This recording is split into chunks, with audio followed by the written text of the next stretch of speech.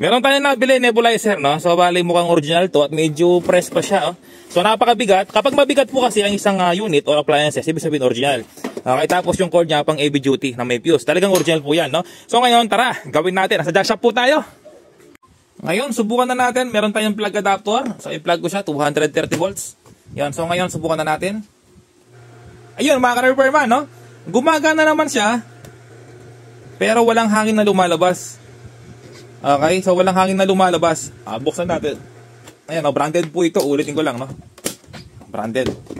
Okay, so kapag meron kayong issue sa mga nebulizer ninyo, ayaw lumabas yung hangin, ganito lang gagawin nyo, mga ka-repairman, no? Siyempre, unang step, buksan po natin yan. Ayun, di kasya yung ating cordless drill. So, walang cut yung video, no? Para may idea po kayo.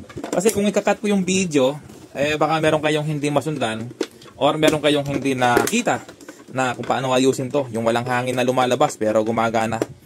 Okay, so yan ang madalas na issue ng mga nebulizer. Walang hangin na lumalabas pero gumagana. Ayun. So, yan, no? Galing ko, mga repairman, no? Paano ko nalaman na may ano dyan, screw? Meron siyang bakat. Okay, kapag meron siyang bakat, ibig sabihin yun na yun. Meron siyang screw. Galing ko talaga.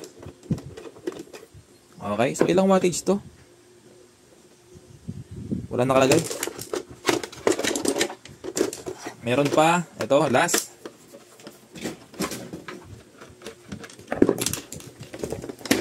Iangat na natin. Yan, dahan-dahan na sa pag-angat. Yan, baliktad po, no?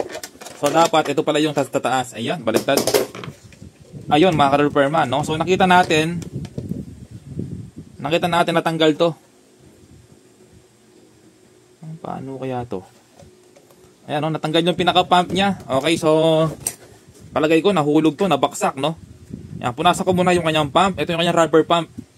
Nahulog to. Ayan, sinasabi ko, no? Sa mga nebulizer, kapag nahuhulog, yan ang problema. Ayan, walang cut yung video. So, ayusin ko muna yung pagkakahulma ng kanyang motor. Dahil nga nagalaw po ito, no? Mali yung pagkakahugot.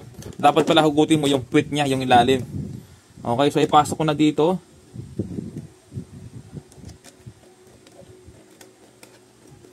Ayan, ipasok mo lang to, no? Ayan, no? Pinasok ko siya dito.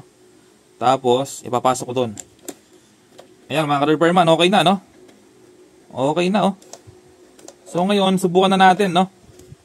Nahulog ito. Pag nahulog, ganyan talaga yung issue. Ayan. So, ngayon, subukan na natin. I-plug ko na sa outlet. Ayan, mga ka-repairman, no? Ayan, nag-iba yung tunog niya. So, ibig sabihin, kumakarga na yan.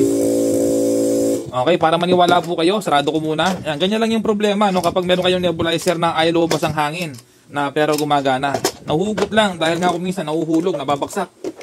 Ayan, kasi kapag yung malikot yung bata, nahuhulog. Ayan, ipapakita ko muna na ito po may lumalabas na hangin. Tsaka nag-iba yung tunog niya, no? Yung tunog niya talagang ano na, medyo maingay. Ganyan talaga yung tunog ng nebulizer. Oh. Oh. Oh. Okay na.